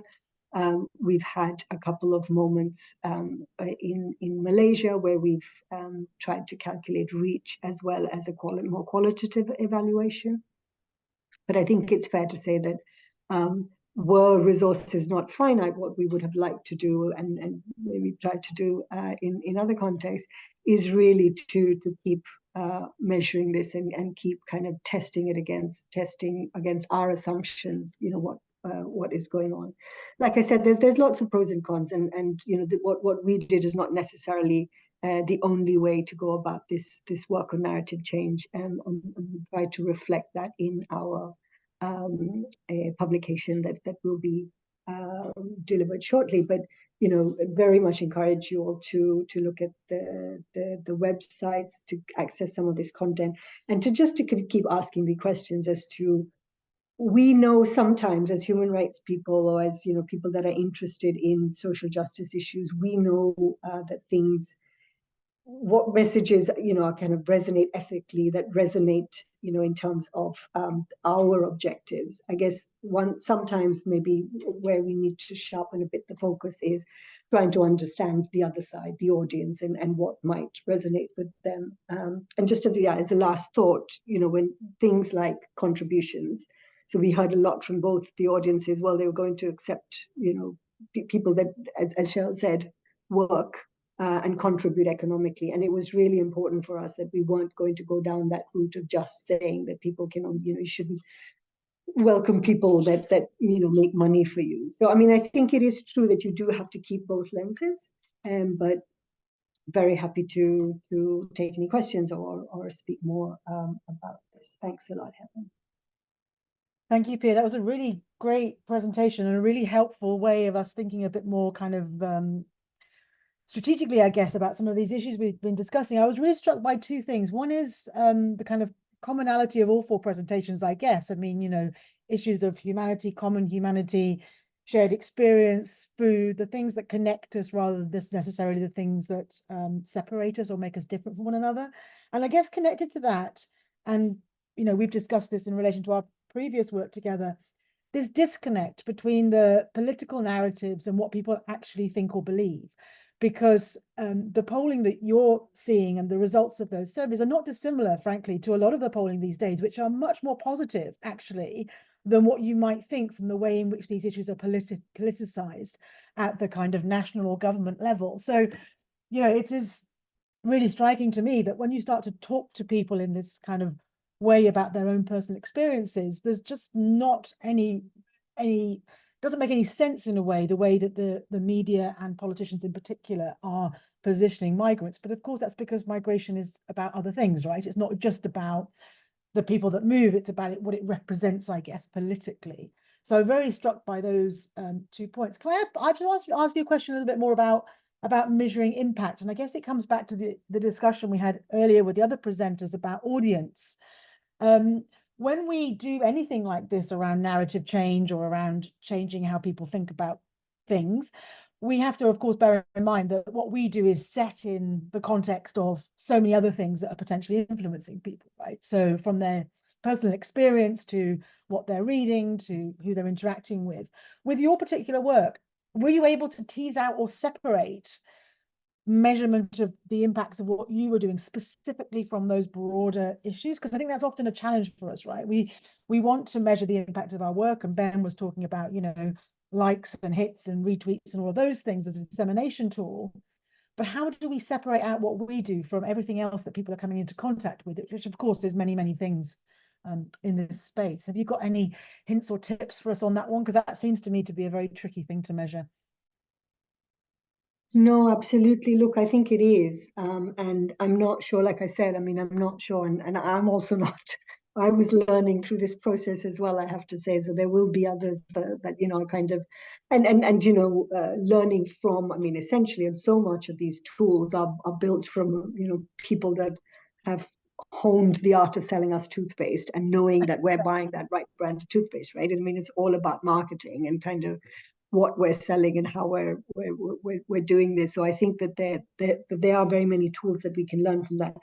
What we were doing, and as I said, this was really for us, and which is why I feel this is so useful for CSOs, because we were in exactly that same place. We don't have all the funding, and we don't have all the resources that we would need to do this in you know, the most kind of rigorous method possible. But what we were trying to do was to say, okay, after you've watched, or after you've, so to assure ourselves that these people are viewers or watchers of the content, the creative direction that we had in both countries. After seeing this, after viewing this, do you know, has your mind changed on any of these very specific kind of questions that we had built into the objectives of the program? So that's what you see, for instance, in Australia, when you see that, you know, what we're measuring is really but it's a moment in time, right? So it's a moment in time where this person is saying, I view this content and I feel that this has changed. I'm now more receptive to these ideas. I'm now more willing to kind of sign a petition or etc. So I mean, I think that there is that rigor there, but at the same time, it's also not, I mean, were we to go back to the same person in 6 months or 12 months or 18 months, would that have changed because they've also got so much other content? And I think it does speak as well to, and I just wanted to link that, I think, to what you said about the political narratives and what's happening. Because I feel this year, I mean, maybe we say that every year, but I feel this year in many regions of the world is going to be a really pivotal year to talk about migration narratives, because we have these really important elections coming up in, Asia Pacific, in Europe, in US. I mean, it's really quite pivotal. And I think that it will really challenge all of us to think about how we are actually landing these narrative efforts, because the countercurrent is so huge, because it's simply instrumentalized, isn't it? We do this and then we get votes. Yeah, and I guess ultimately when we're trying to change narratives or shift narratives in some way, it's not just about attitude, it's about behavioral change, right? We don't just want people to think more nicely about migration or migrants. We want them to behave differently, whether that's in terms of how they interact with their neighbors or their voting patterns. I mean, ultimately, people can have whatever attitudes they like, in a sense, but if that doesn't translate into some improved way in which people live their lives and migrants have access to their rights, then it's kind of, it's just an attitude, right? So yeah, I think, as you say, it's a very important moment, and it's very difficult because what we're working with is a quite specific issue, when what votes are often determined on is a kind of worldview, which of course includes a whole bunch of issues too. And you see that I'm currently in New York, and you see that certainly in terms of the US elections. Migration is there, but it's one of a whole set of issues that are about how a government is, or a potential candidate is presenting their view of how a country should be. And that's one of a number of different issues that's a kind of signifier of that, I guess. So yes, it's a very complicated and hugely difficult area of work, but I think your insights have been really helpful. So thank you very much for that. I'm going to open up the discussion to others on the basis that we've got sort of, well, I guess we've got 25 minutes remaining. I don't know whether, whilst we're waiting for any questions or points, we've got a hand from Sengwan, but also the other speakers, if you have any responses to what Pia was presenting, you might also want to come in on some of those points potentially. But Sengwan, welcome. It's nice to see you, and screen is yours. Can you hear me? Just the test? Yes, can do. Okay, so I'm going to be a bit garbled a bit because, yeah, before I arrive at my point, if I do arrive at my final point, oops, request close. Right. So I've been listening to all three, and especially Pia. It's like going through comm studies, crisscross with social psychology, crisscross with campaigning, right? What I mean by that is that, and I'm going to sort of repeat some of those stuff. It's like I remember when I was listening to the three first presenters, I was reminded of Marshall McLuhan, his work on hot media and cold media. If you still remember any of those work, hot media is very factual, if you like. It's very informative, but it's very passive. Okay, and then cold media is very immersive and very active. So in the first three presentations, I think we have a mix of those methods, and some like I think I would consider Ben's work a bit more cold media, right? It's a bit more immersive, right? It's more about affect, AFFECT, rather than informative. Same thing with Naya, but Naya sort of when you move to live audiences, then it changes medium, right? And also to a certain extent, I think MIDEQ Malaysia tried to do that, right? From facts to affect kind of stuff, and so on and so forth. Okay, so that's Marshall McLuhan. Then I was thinking about marketing. So, and especially when Pia was presenting, it's so quantitative. It's like marketing again, right? It's like marketing a brand. You need to measure impact and the kind of stuff. So I begin to think, in the old days, I think when we produce a piece of work, it is a piece of art. It's not a piece of science, right? And art lasts forever, all right? Science needs to be validated. And all this measurable validation reminds me of Pierre Bourdieu's very famous work on opinion polls. He said that opinion polls don't really measure anything, but they produce an opinion in the way the question is asked. right? Pierre Bourdieu's work. I think he was very critical of American polling stuff about weather stations kind of stuff. So it's the production of an opinion through the way you pose questions. So it is a mobilizing event, right? So it doesn't really, I mean, for him, it doesn't really measure an existing opinion, but you can change opinion through the opinion pose itself. So I'm beginning to wonder, do we need to be so fixed? I mean, all this is about, in the end, desperately seeking an audience. Okay, we were asking about who is the audience, who is the target audience. And in my own kind of work and my own reflection of this, I think if you're just thinking of audience all the time, then it becomes scientific.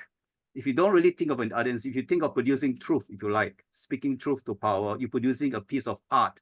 I think art is eternal, right? As long as you get a narrative about truth, I think it is unmeasurable, if you like. So I'm going to end there.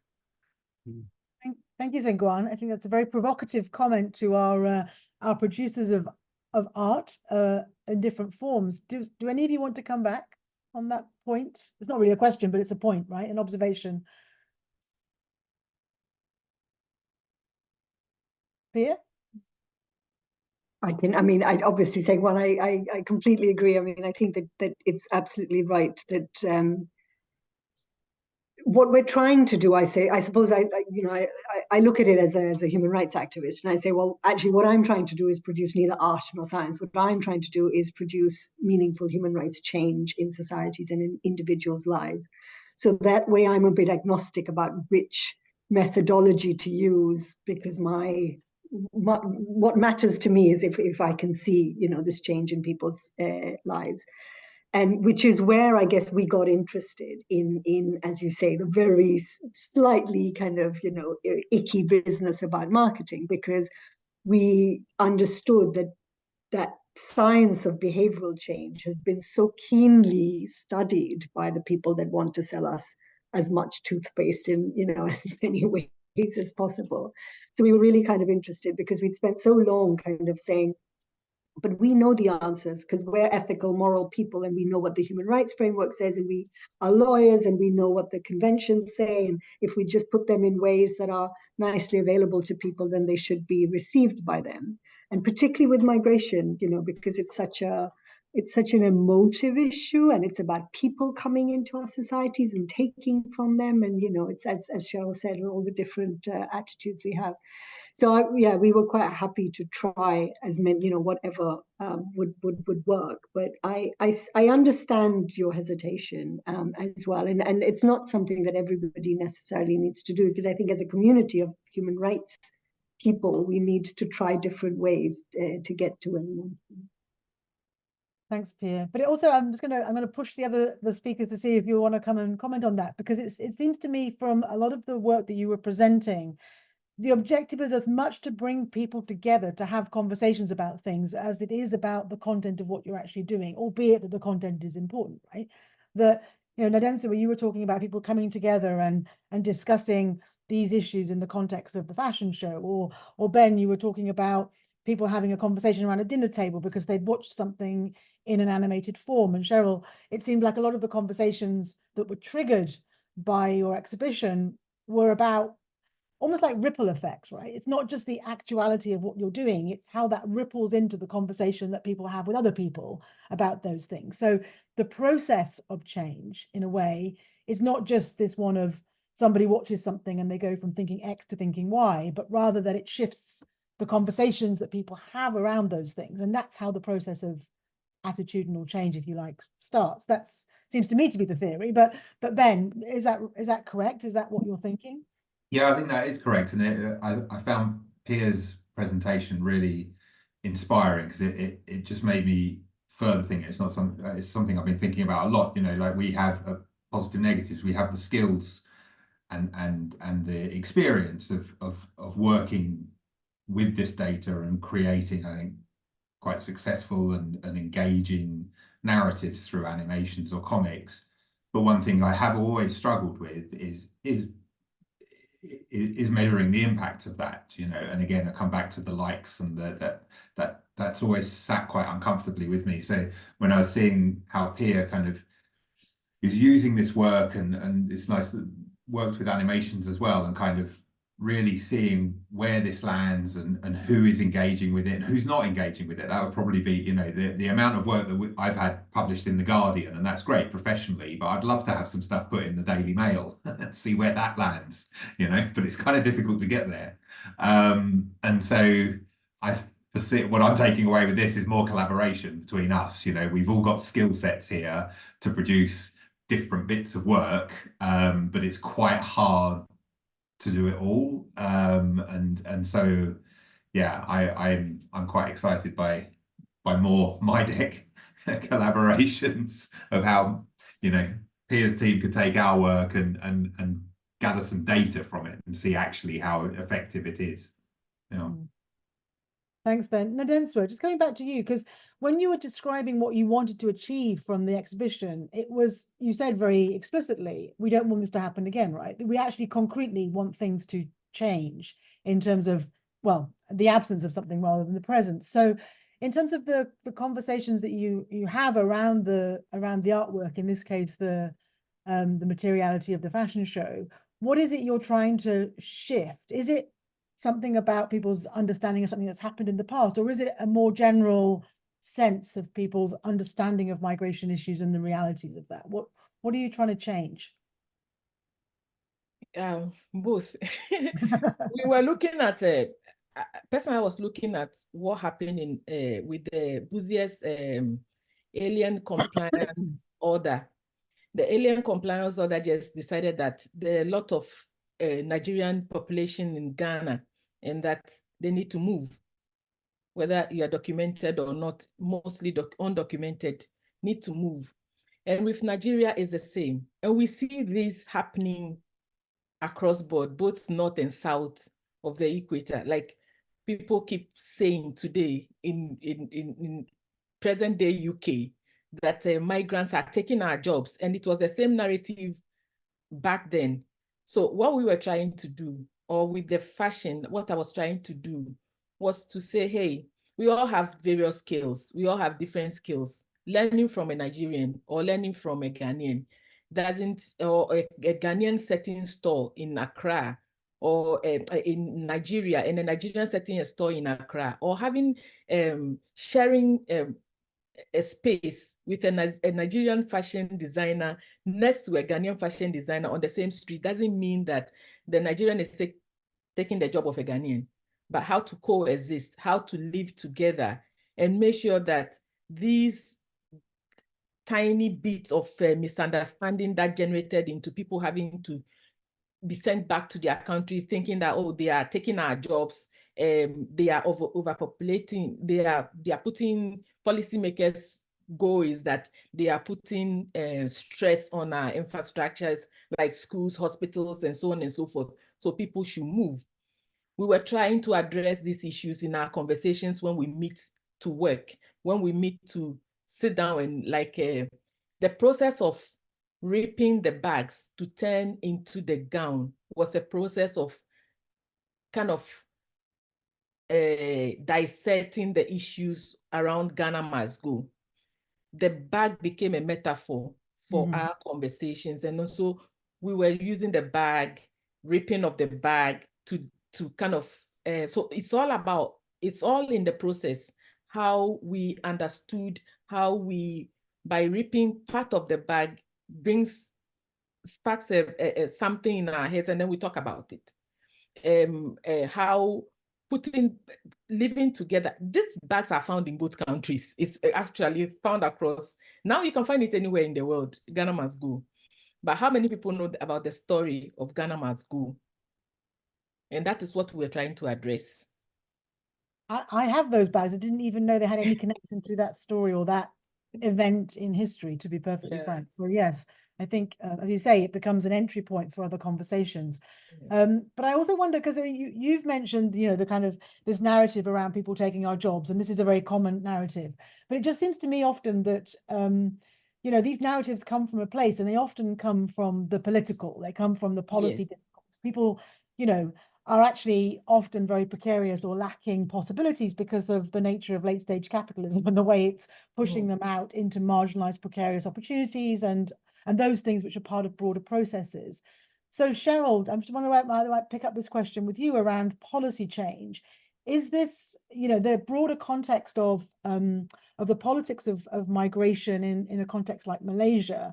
Is this something that you can grapple with? I just see that she's disappeared. Yes, I'm wondering whether I'll come back to her, but maybe Pia, to you, in terms of the policy change part. I mean, these broader narratives, these political narratives of migration often don't have anything to do with migration, right? So should we be kind of orientating ourselves towards the particularity of the migration story, or should we, in a way, be engaging with this broader context within which migration becomes this symbolic position for governments to align themselves? Because it feels a little bit sometimes like there's a disconnect between what we're trying to do, like change or influence people's attitudes, when in fact the migration narrative is being constructed on the basis of other things, right? So are we kind of at a juxtaposition in terms of what we're trying to achieve? I don't know. I'll come back to Cheryl on that as well, because you're back, Cheryl. But Pia, what do you think? Yeah, no, sorry, and I'd love to hear what Cheryl says. Just very quickly to say that, I mean, I think one of the things that we were really and increasingly, more convinced about is this idea that to get narrative change right, the things that we've been doing, some of the tools we've been using so far, like myth busting and counter narratives, which kind of reify and reiterate, the existing narratives are not working, and in fact they were always destined to not work. Because for all of, and this is not just narrative change on migration, I mean, it's about racial justice issues, it's about minority rights issues. The more that you say migrants aren't stealing your jobs, people are hearing migrants and jobs put together and assume that that's, that there's something nefarious happening. So yeah, I think that that's right. And I'd love to hear, kind of from Cheryl and others' experience, whether some of this, how we do this without getting, sucked into those broader narratives. Exactly. So in a way, it's about creating new narratives rather than simply counter narratives, because I think a lot of the emphasis of the last 20 years has been about counter narrative construction. But I get a sense from some of the work that's going on in MIDEQ that it's about creating these new narratives that have their own starting point rather than the starting point of the policy narrative per se, because we're engaging or creating these materials out of the research rather than in response to a policy issue or position, I think. But Cheryl, did you have anything to say specifically on that issue of the policy position? It may relate to the point that Sengwan was making earlier, perhaps as well. Well, I did have a response to what Sengwan was didn't hear it. But from a producer point of view, I feel it is very idealistic to want to produce for truth. And of course, every artist would tell you that that is what we would like to do. Unfortunately, it is difficult to get funding to do that most of the time. And it is also difficult then for you to sort of focus what your creation is for. So like for this, we had so many different kinds of creative outputs.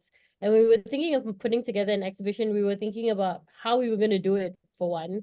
And when we were in Nepal in 2022, we were still talking to Tawana and Alison about ways that we could do this and exploring different kinds of directions before we managed to narrow it down to university students and to creating a journey of migration. So most of the time when we create for an audience, I feel personally, it is mostly just so that you have a focus on the kind of messaging that you want to deliver and who you are delivering it to.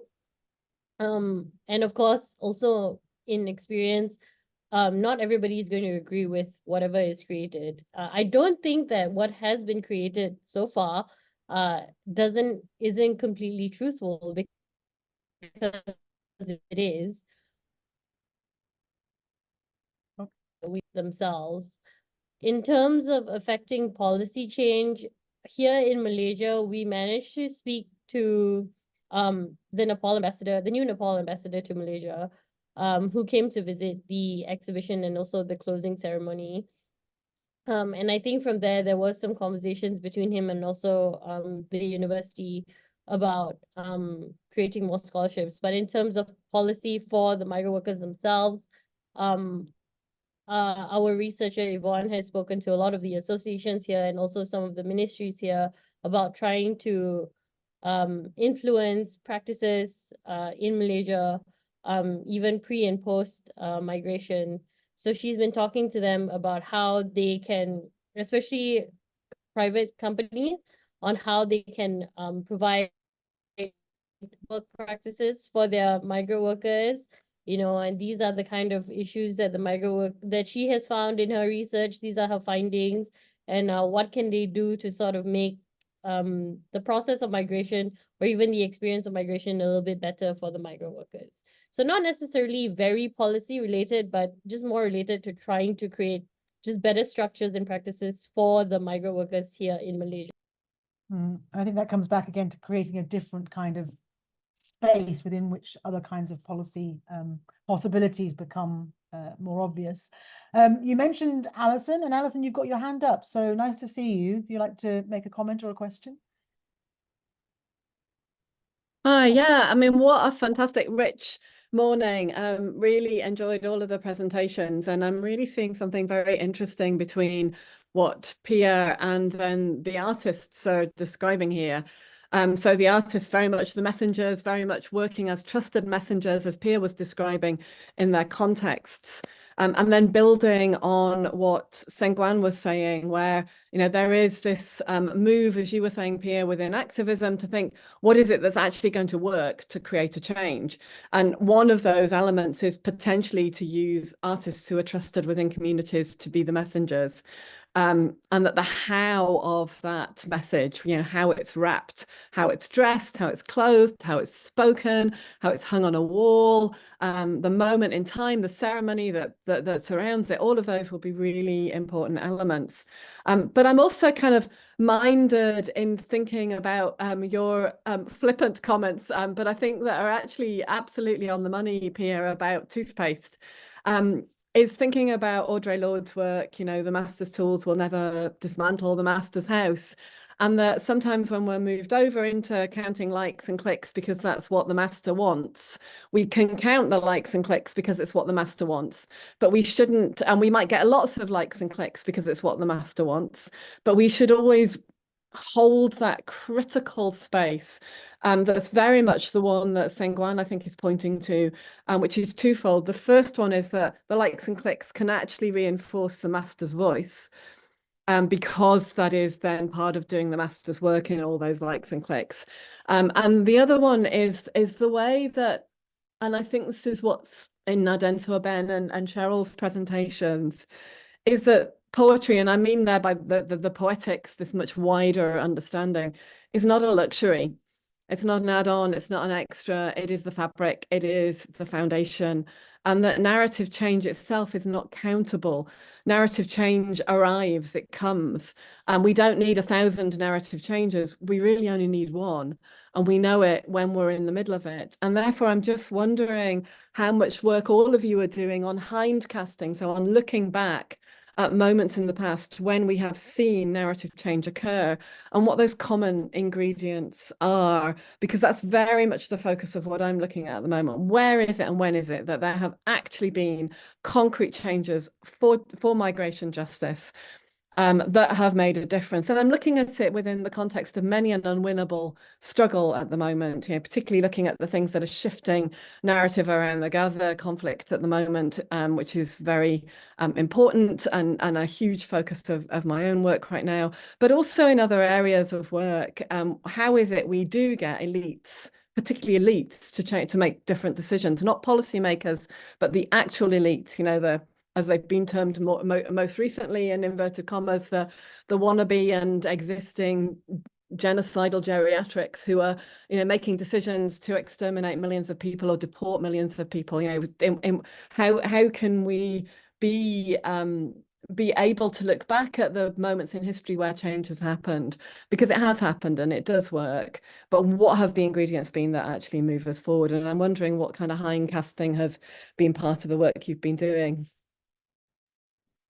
Thank you, Alison. It's a big question with 4 minutes remaining, but let's see what we can do with it, on the basis that I'll come back round to all of our presenters, and you'll have sort of a minute or so each to either reflect directly on the question that Alison asked, or anything you've taken, I guess, out of the session in terms of what connects some of that work, but also what are the potential things that we might build upon moving forward. Because MIDEQ may be coming to an end in terms of its funded project, but I think we're all on the same page in thinking that some of the ideas that we've generated will live well beyond it. So Ben, let me come to you first. Any kind of final reflections either on Alison's point or on the broader topic of the conversation today? Yeah, I mean, in terms of hindcasting, I'm always looking back at the one slide I put forward for the Modern Slavery Act in 2015, and that was, you know, arguably the most powerful piece of work I've ever done because it had such huge impact and it was part of such huge impact. The thing that gives me a lot of comfort with our work is its longevity, I think, and actually it upsets me. We've done, you know, comics in 2013 on the experience of the Somali diaspora across Europe, and it arguably hasn't changed. So 10 years on, that series of comics are as relevant then as they are now, if not more relevant now, and that's kind of depressing, but it also makes me feel there's a whole portfolio of work that we're building here that is open source, that is able to be used by Pia if she wants to use it, or Alison if she wants to use it, and it will just keep generating this work. And I guess I kind of feel as well through this discussion that I'm a little bit at peace with actually not having to do all of it myself, that actually stay in my lane and produce work that is powerful and then allow others to use it in their lanes and get it out and do that bit, and don't beat myself up too much that I have to do everything. So that's a bit of comfort that I'm taking from this. Yeah, thanks, Ben. But I mean, also the example you gave of where you thought the work had been most effective was a coalition of people working Exactly. a broad range of different perspectives and lanes, right? So it's the bringing together of those different parts that's going to make, I suspect, the most effective change. Because again, migration is part of the much bigger social justice issues, right? So keep collaborating. Exactly. So thanks for that, Ben. Nadenswa, how about you? What's the kind of your takeaway from this discussion today, or more generally, indeed? Yeah, I agree with what Ben just said, the last bit of what he said about staying in your lane and doing your bit and making sure that your bit counts and work towards the narrative of change. Change doesn't come in a day. It takes a long time. So that's what we realized with this last project that we did. We even came to a conclusion that we need to do more. So we are planning to go back and do more in terms of outreach and in terms of doing community works in promoting the idea of this narrative of migration and narrative of inclusion, not inclusion and exclusion, including people and making them feel they belong and making them feel welcome in the spaces that they are, because you can be included and at the same time excluded when decisions are being made without your view or opinion being included in the in policy making. Sometimes what happens in the community doesn't really reflect in some of the policies that are being made by the policymakers. So by creating awareness and inviting policymakers in the area of migration, we realized makes a whole lot of change, because we attended a few of these migration conferences whilst we were there in Ghana and realized that actually the policymakers are listening. So these small pockets of interventions are helping and making, it may not make a huge change at the moment like people will want, but it's actually influencing depending on the policymaker who comes along. And we hope that our main aim is that Ghana must go shouldn't repeat itself, and that creating awareness through education, through schools, that is where the academics comes in, through schools, through all the various forms, fashion shows, all the various forms that is available to us, making sure that this doesn't repeat itself. Thank you, Nadenswa. I think, yeah, it's about, if you like, staying in your lane, but also building those coalitions with other people, because it's not down to one individual. Yeah. And unfortunately, I think a lot of the policymakers are a broad group, and they're unfortunately quite different than the politicians. And it's the politicians often that are driving these issues, including some of the conflicts that drive migration in the first place. So thank you for that. Cheryl, did you have any last reflections before we end? Definitely echoing what Ben said about not doing it, just staying in his lane, but, working together with everybody. It's definitely a symbiotic relationship between the academics and the creatives and the policymakers is definitely necessary to drive change. But also what I always try to do in my work and is reflected also in the work that I've been doing at MIDEQ is to carry on the conversation or just to start the conversation really on migration and all these difficult topics of exploitation, because it happens and people don't want to talk about it, or they want to pretend like it doesn't really happen because it's convenient.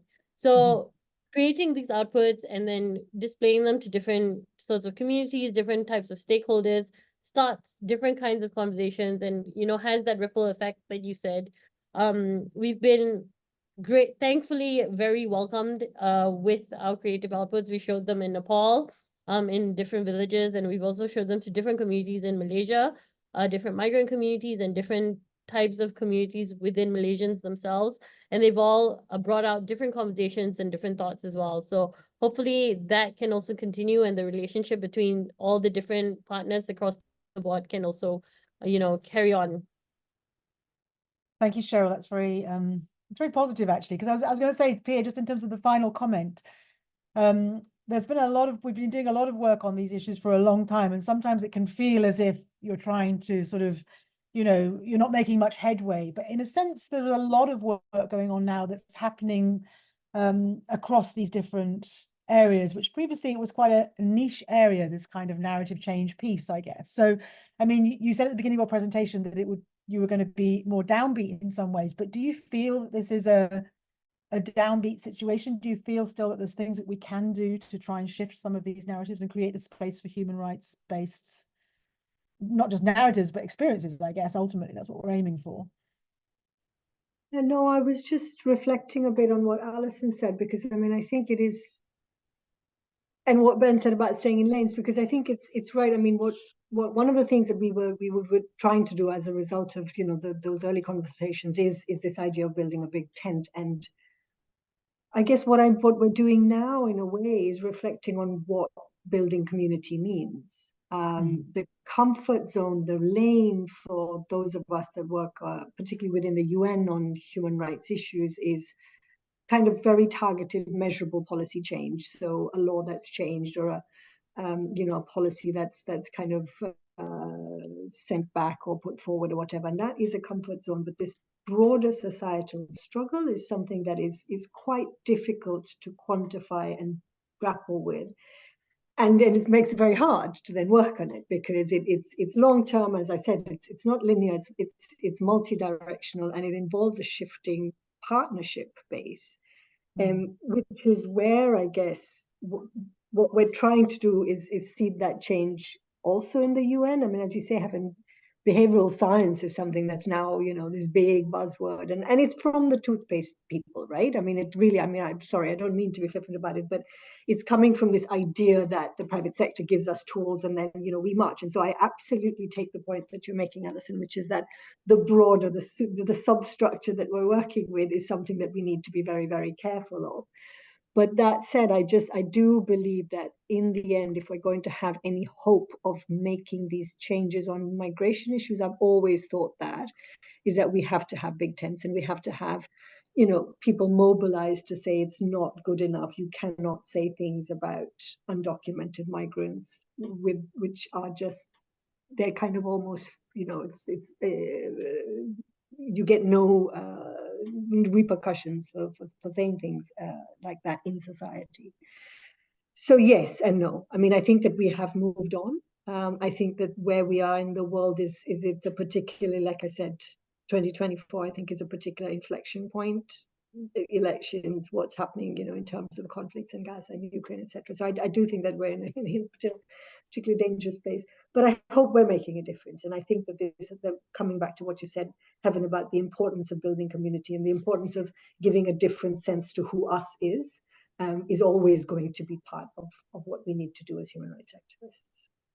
Thank you, Pia. And yeah, and building coalitions around broader issues of social justice, because many of the experiences of migrants, albeit that they're attached to a migration journey, as Cheryl was saying, are about being marginalized and excluded within, you know, sets of broad structural inequalities that have really underpinned MIDEQ's work and provide the context within which these experiences unfold. Not all migrants have these inequalities, right? Not all migrants have these experiences, deeply racialized, deeply gendered, very much based on where you sit in terms of power dynamics and money. So I think, yeah, connecting out our own story for other forms of social justice is also, and in that sense, Ben, not staying in our lane, taking our lane into these other spaces and making the connections whilst being good at the thing that we do specifically and bring to this.